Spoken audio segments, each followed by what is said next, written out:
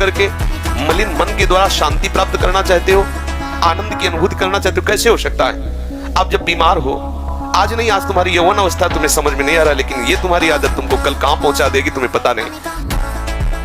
जब पहुंच जाओगे तब कोई रास्ता नहीं। कितने ऐसे बच्चे हैं जो इस बात में दुखी हैं कि मैं क्या करूं, आत्महत्या कर लूं, ऐसे आते हैं, कितने प्रश्न ऐसे आते हैं। 20-30 मिनट का खेल है, भूख लगी और ये 2 अंगुल की जबान में केवल वो मिनट भर वो जो घुमाया, बस उसी का स्वाद है। गले के नीचे गया और फिर तुरंत उगल दे तो देखने लायक नहीं। कैसे भजन होगा भाई बताओ? स्वाद तो तुम ले रहे हो गोलगप्पा का, भोजन को हमें सुधारना चाहिए।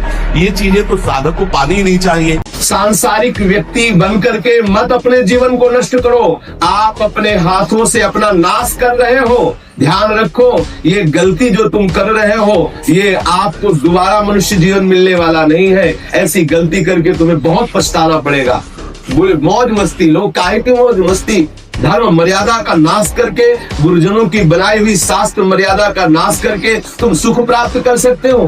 कुछ समय मिला, कर लो जो करना है। ऐसे भयानक रोग पैदा होंगे कि मरोगे, कोई पानी देने वाला नहीं मिलेगा। ये सब नाटक भूल जाएगा। इसलिए शास्त्र और गुरु की बनाई हुई मर्यादा के अनुसार चलो, तो ही संसार में भी तुम सुख का अनुभव, जहाँ नहीं है सुख वहां भी अनुभव कर सकते हो।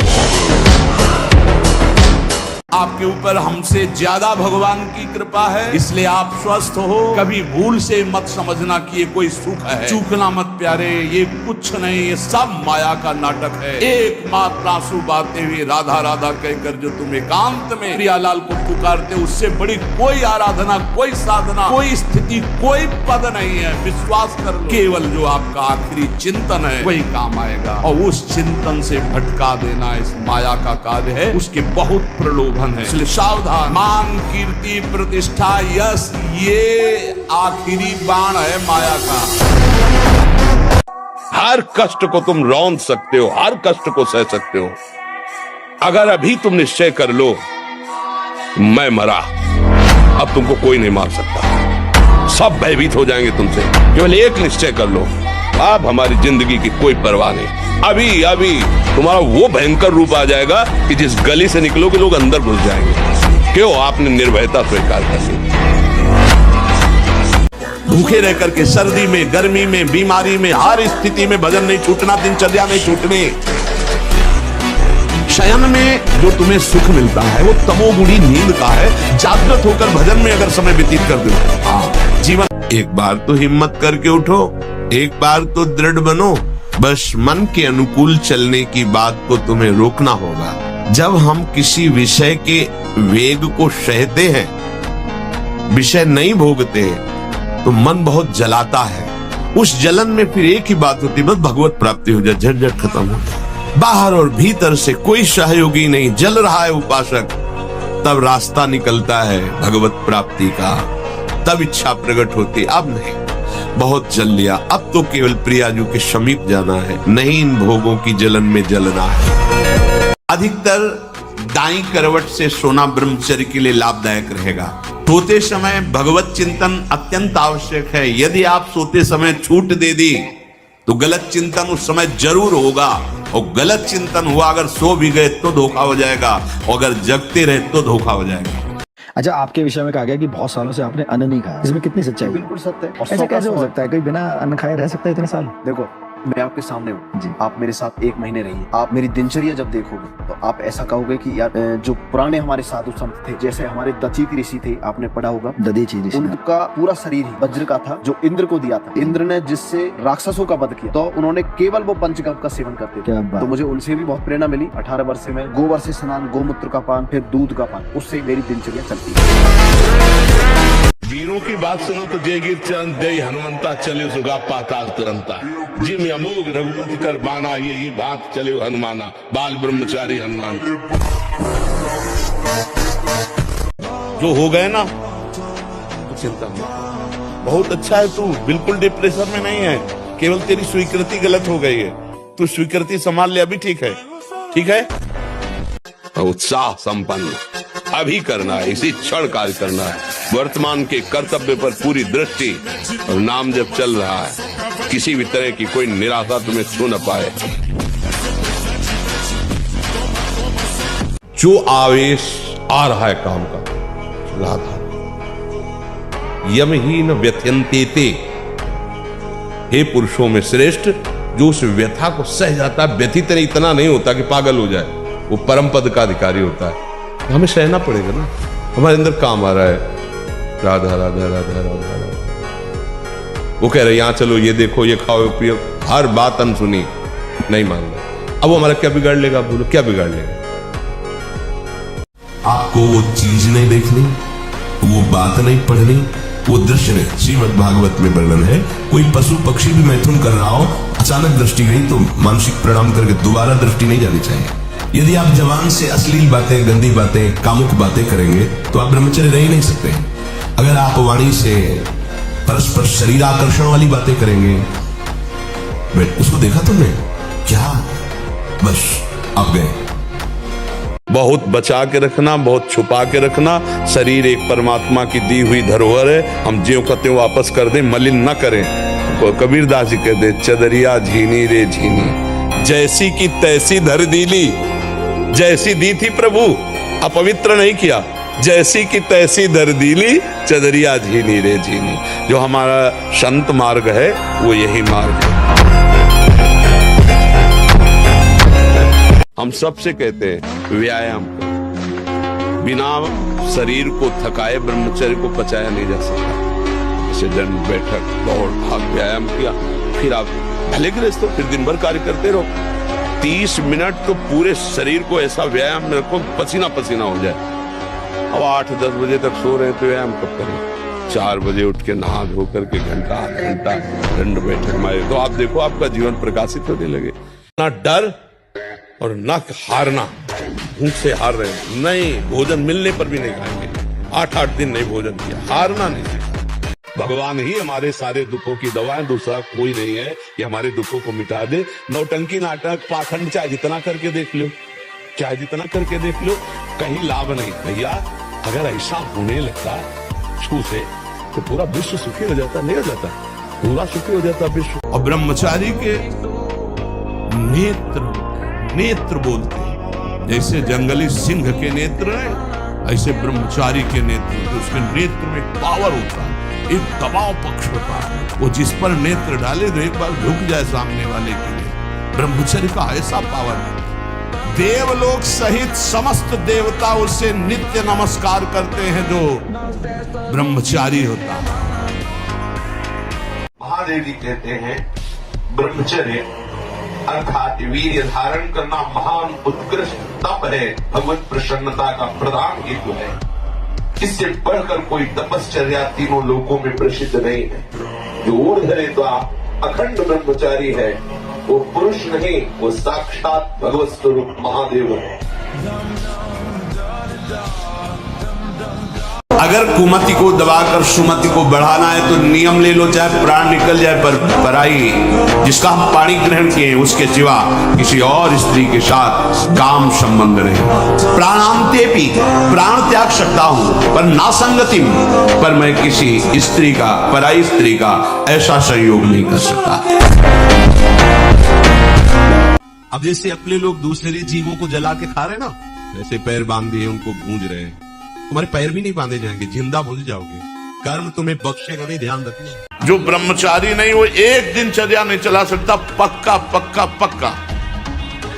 राइट टाइम उठना, राइट टाइम की दिनचर्या केवल ब्रह्मचर्य से चल सकती, दूसरा कोई उपाय नहीं। इतना दृढ़ निश्चय करना है कि मैं मृत्यु को स्वीकार कर सकता हूं पर गलत आचरण स्वीकार नहीं कर सकता। मृत्यु आवे मुझे मार जाए वो स्वीकार है, लेकिन मैं गलत आचरण नहीं कर सकता, धर्म विरुद्ध नहीं चल सकता।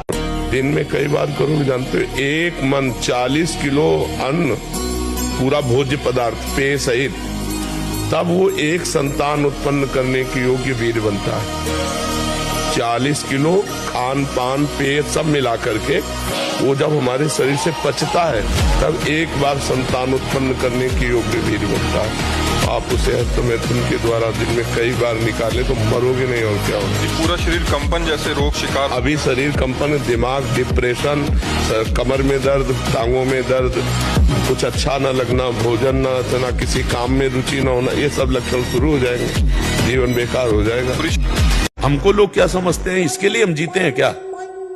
हमारी क्या समझ, ये बात समझ के जीना चाहिए। हम धर्म से जीते हैं, हमारी समझ भागवतिक है। अब तुम क्या समझते हो, तुम्हारी समझ है, हम तुम्हारी समझ से थोड़ी जीते हैं, हम अपनी समझ से जीते हैं। हमारी बात समझ रहे हो? हाँ, किसी की समझ के गुलाम नहीं है हम अपनी समझ से, शास्त्र सम्मत समझ से हम आनंद को भोगते हैं। ये जीवन मस्ती के लिए मिला, किसी समझ के लिए नहीं, समझ रहे? हम अपने सत्य की मस्ती में हैं। तुम हमको क्या समझते हो इससे हमें कोई फर्क नहीं पड़ता, हम क्या समझ करते इससे फर्क पड़ता है। दर्शन से, संभाषण से, स्पर्श से दूसरों के पाप नष्ट कर दे अपने आप। कोई भी रोग, कोई भी शोक, कोई भी ताप उसे स्पर्श नहीं कर सकता। वो एकदम हर समय फूल जैसा रहता है, क्योंकि ब्रह्मचर्य स्थित है। तो मुझे तो लगता है कि इस मार्ग में यदि चलने की हिम्मत न हो तो ब्याह कर ले और गृहस्थी में रहे, बहुत अच्छा रहता है। कोई ऐसी साध्वी पत्नी देख ले जो भगवत भक्ति से युक्त हो और ब्याह करके सदगृहस्थी में नमक रोटी खा के रहे, अच्छा है। जिससे क्या होगा कि धैर्यपूर्वक जीवन कट जाएगा। फिर आगे चलकर आप करोगे भी नहीं, पर वो शक्तिपात हो जाएगा, मतलब नष्ट हो जाएगी वीर शक्ति। वो आपको ऐसा लगेगा कि हमने तो कुछ किया ही नहीं, और वो ऐसे हो जाएगा, मतलब नष्ट नाड़ियां। ये हम अनुभव की बात कहते हैं जो हमसे मिले हैं साधक, कि स्नान कर रहे हैं, कुछ हमारी क्रिया नहीं, पर ऐसे हम सोने जा रहे हैं पर कुछ क्रिया नहीं, ऐसे छू गया तो ऐसे बिल्कुल शक्तिहीन हो जाता है। तो ये अपना नाश करना है। और कुछ बातें तो ऐसी हैं जो सबको ज्ञात है कि किसे अधर्म कहते हैं। जहां आप कार्य करने के लिए सोचा और अंदर से उत्तर आया नहीं ये गलत है, वो अधर्म है। कोई ऐसा नहीं कह सकता कि मुझे बताया नहीं गया कि अधर्म है। आप अंदर से, हृदय से देखो। आप जब गलत कार्य करने चलोगे तो भगवान जो सबके हृदय में बैठे वो प्रेरणा कर, ये पाप है, ये गलत है। मन कहता है नहीं, कोई गलत नहीं, सब चलता है, बस वो आगे बढ़ता चला जाता है। और फिर मलिन इतना हो जाता है कि अंदर से आवाज आना बंद हो जाती है। और जब ब्रह्मचर्य रहा जाता है तो उसको सुविधा माया देती है ब्रह्मचर्य नष्ट करने की। ये बैठालना चाहिए। जैसे आप नियम लिए कि मैं आजीवन ब्रह्मचारी रहूंगा, तो आपको पक्की सुविधा एक समय आएगी कि आप आराम से भोग लीजिए। कोई नेगेटिव नहीं, कोई नकारात्मक सोच भी नहीं आएगी। आप उसको स्वीकार करें, क्योंकि आपके व्रत को भंग करने के लिए माया ऐसी सुविधा देगी कि तो साधक जीवन भर इस बात से सावधान रहे यदि नैष्ठिक ब्रह्मचर्य। वीर पूरे शरीर के रक्त के साथ है, उसी से आपकी हड्डियां मजबूत होती हैं, उसी से आपका शरीर बलिष्ठ होता है, उसी से आपके मन को पवित्र विचारों में चलने की सामर्थ्य मिलती है। ये जो कहते हैं ना कि हम नहीं चल पा रहे हैं, हम भजन नहीं कर पा रहे हैं, आप कमी को पहचानिए। शरीर के भीतर जो मनोवाह नाम की एक नाड़ी है, ये मंथन कार्य करती है। जे ही आप कामाशक्त हुए चिंतन किए तो पूरे शरीर से, जैसे दही के मंथन से वो घृत निकाल ले, वैसे ये मनोवाह नाड़ी काम करती है। ब्रह्मचर्य एक विलक्षण महाव्रत है। ब्रह्मचारी का सौंदर्य प्रस्फुटित होता है, एक नूर उसके चेहरे पे झलकता है जो ब्रह्मचर्य को धारण करता है। एक नवीन आकर्षण, बालवत चेहरा, और जिसका ब्रह्मचर्य पुष्ट होने लगता है उसके शरीर से सुगंध आने लगती है। जो भोगी पुरुष होता है पास से निकल जाए तो दुर्गंध निकलेगी, और जो ब्रह्मचारी होगा तो उसके शरीर में सौरभ होगी। ब्रह्मचारी का एक एक रोम तेज से युक्त होने लगता है, चेहरे पर हर समय प्रफुल्लता, मुस्कान, उसका हृदय नंदनवन हो जाता है, आनंदवन, बिना किसी कारण के प्रसन्नता बनी रहती है। एक एक चेष्टा आपकी शास्त्र सम्मत होनी चाहिए, नहीं फेल हो जाओगे फिर कुछ नहीं हो। मुझे बल्ब की तरह हो किसी काम के लिए। हर समय ब्रह्मचर्य का संरक्षण कैसे हो ये तुम्हें सोचते रहना। ब्रह्मचारी हो, चाहे लड़की हो, शरीर हो चाहे पुरुष शरीर, ब्रह्मचर्य परमार्थ की ऊंचाई पर चढ़ने के लिए एक आवश्यक वस्तु है। देखो, यदि आप गंदी बातें करोगे, गंदी हरकतें करोगे, तो विश्व में कोई ऐसा वैद्य नहीं कि आपको ब्रह्मचारी दवा से बना दे। मान लीजिए, हमारी प्रार्थना मान लीजिए, यदि आपने अंगों को छेड़ा नहीं है तो लिख लो, आपका ब्रह्मचर्य क्षीण नहीं हो सकता। मानसिक चिंतन गंदा, प्रक्रियाएं आपकी गंदी, खान पान आपका ठीक नहीं, तो एक रोक के आप देखते जाना, आपको भजन में रुचि क्या, शरीर को नहीं संभाल पाओगे। ब्रह्मचर्य नष्ट मतलब स्मृति शक्ति नष्ट, संकल्प शक्ति नष्ट, उत्साह नष्ट, विचारों में न्यूनता आ जाना, निगेटिव भाव का बहुत जोर से प्रबल वेग आ जाना, ये सब ब्रह्मचर्य की कमी से होता है। और इतना आप ब्रह्मचर्य नष्ट करेंगे उतने आप कमजोर होते चले जाएंगे, चाहे गृहस्थ हो चाहे विरक्त हो। हमारी बात समझ। मैं भगवत मार्ग का पथिक हूँ, उपासक हूँ। मुझे वही करना है जो मेरे शास्त्र और गुरुदेव कहते हैं। जो भोगी पुरुष होता पास से निकल जाए तो दुर्गंध निकलेगी, और जो ब्रह्मचारी होगा तो उसके शरीर में सौरभ होगी। ब्रह्मचारी का एक एक रोम तेज से युक्त होने लगता है, चेहरे पर हर समय प्रफुल्लता, मुस्कान, उसका हृदय नंदन वन हो जाता है, आनंदवन, बिना किसी कारण की प्रसन्नता बनी रहती है। हनुमान जी महाराज आए, बेटा आज्ञा की, मैंने इसकी रक्षा का व्रत लिया है। अभी तक ही नहीं पूछा था राजा कौन है मारने वाला, और मैंने कह दिया है ऐसा है। माँ आपकी आज्ञा सिरोधार, त्रिभुवन में कोई ऐसा पैदा ही नहीं हुआ कि मेरी माँ रक्षा का व्रत ले और उसे वो मार दे।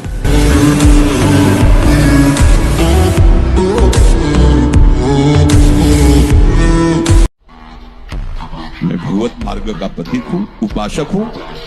मुझे वही करना है जो मेरे शास्त्र और गुरुदेव कहते हैं। तो जो ब्रह्मचर्य पालन करता है, रोग से लड़ने की सामर्थ्य आती है, शोक स्पर्श नहीं कर सकता, मोह पर विचार करने की सामर्थ्य आती है, प्रमाद स्थिति नहीं रहती, अकर्मण्यता नहीं रहती, अकाल मृत्यु नहीं होती, ब्रह्मचारी कभी विचारों से दरिद्र नहीं होता है, अशांति नहीं होती। ब्रह्मचर्य समस्त दोषों का नाश कर देता है। अब मान लो आपकी 25 वर्ष की अवस्था हुई और 10 वर्ष आप करते रहे हैं, अब आपको संभलना बहुत ही कठिन है, क्योंकि जो संभलने की अवस्था थी उसमें तो आपने नष्ट कर दिया, अब संभलना कठिन। लेकिन फिर भी संभलने का उपाय है, आयुर्वेदिक किसी अच्छे वैद्य से और धातु पुष्टता की औषधि ले, और व्यायाम, भोजन सुधार, संग सुधार, चिंतन सुधार, शास्त्रों का स्वाध्याय और नाम जप, यही हमारे हृदय में निश्चय है, इसी से सुधार हो सकता है। मोटरसाइकिल भी जब चलाते ना लोग तो पहले रेस में डालते हैं, नहीं एकदम धुआं करके रेस में, फिर वो एकदम गरम, तब तुम भी रेस में डालो। 2 बजे उठे छत में चले गए, 3 बजे तक दंड बैठक, व्यायाम, प्राणायाम करके लगना चाहिए ब्रह्मचारी। जैसे अभी कोई गंदा काम करता है तो अभी थोड़ी उसका फल मिल जाता है, पर समय आएगा तो उससे भी बड़ा कष्ट उसे मिलेगा। तो इसलिए अभी हम लोग सोते हुए नाटक कर रहे हैं कि हम कुछ नहीं जानते, वस्तुतः सब जानते हो। इस जानकारी को अगर प्रयोग करना चाहते हो तो नाम जप करो। नाम जप कर लिए जान गए तो कुछ मिथ्या नहीं है, सब ब्रह्म। तपस्वी उपासक को चाहिए स्त्री के रूप की तरफ, उसके हास्य की तरफ, उसके मधुवचन की तरफ, उनके संकेत की तरफ, उनके हाव भाव की तरफ, या स्त्री उपासक को चाहिए पुरुष के ऐसे परस्पर चितवन को ना देखे, ना चिंतन करे, परस्पर विरोधी शरीर को राग पूर्वक देखना, उनके अंग प्रत्यंगों का चिंतन करना, उनकी बातें करना, ये ब्रह्मचर्य कदापि नहीं रह सकते जो ऐसे आचरण वाले लोग हैं। ब्रह्मचर्य व्रत में रत रहने वालों को अत्यंत सावधानी पूर्वक अपनी इंद्रियों को दर्शन, संभाषण, चिंतन से बचाना है। जो ब्रह्मचर्य रहता है उसे शरीर बल, मनोबल, बुद्धि बल, वचन बल, ये सब जागृत हो जाते हैं। वचन बल जो बोला वही लागू हो गया, जबरदस्ती आपको मानना पड़ेगा। और मनोबल जो संकल्प किया अंदर वही बाहर क्रिया प्रारंभ हो गई, वही दिखाई देने लगा। देह बल, रात दिन मेहनत करो फिर भी थकान नहीं। आप कुछ समय तक व्यवहार करके देखिए ब्रह्मचर्य का, फिर आपको खुद पता चलेगा कि कितना आनंद प्रदान करता है ब्रह्मचर्य। न हो तो देखना अच्छा नहीं लगेगा, बस चमड़ी का सारा खेल है। ये चमड़ी जितनी चिकनी दिखाई दे रही उतनी फसल रहा है। तो सर्वनाश करने वाले इस काम से अपने आप को बचा लो। आप गला काट के रख दो, काम कभी आपको माफ करने वाला नहीं, कभी मुक्त करने वाला नहीं। आप रो के हाथ जोड़ो तो भी वो बहुत दुष्ट, महापापी, महासनो, भगवान के वचन। क्या तुम हो गए हो? जरा भक्तों के चरित्र पढ़ के देखो, तुम्हें पता चल जाएगा क्या तुम हो गए हो। क्या है तुम में समर्पण? अगर ऐसा मानते मैं कुछ हो गया हूं तो आप भक्तों के चरित्र पढ़ के देखो और मिलान करो कि आप कौन से भक्त हो, कितनी क्षमता आप में है, आप कितना भजन करते हो, कितना समर्पण भगवान का है, भगवान के प्रति आपका कितना समर्पण है। देखो आप अभी जब ऊंट बकरियों के बीच में रहता ना तो उसको लगता मैं बहुत ऊंचा हूं, लेकिन जब पहाड़ के नीचे आता है तो मैं कुछ नहीं हूं। जिस समय आपके हृदय में कोई गंदी चेष्टा करने की भावना, उस समय कहाँ गया आपका विवेक, विचार, भगवत स्मरण कहाँ गया? क्या करने जा रहा हूं, किससे कर रहा हूं, कौन है जो मुझे प्रेरित कर रहा है? कहाँ है आपका सतमार्ग का वो दृढ़ संकल्प जो भगवत प्राप्ति के लिए, भगवत प्रेम के लिए, भगवत चिंतन के लिए आपने स्वीकार किया है? जैसे जैसे आप कसोगे अपने आप को, सत्संग में सुना है, वैसे वैसे आपको परास्त करने के लिए चाल चलेगा, मन विचलित करेगा। क्यों परेशान हो रहे हो? कुछ नहीं, विवेक के द्वारा समझो।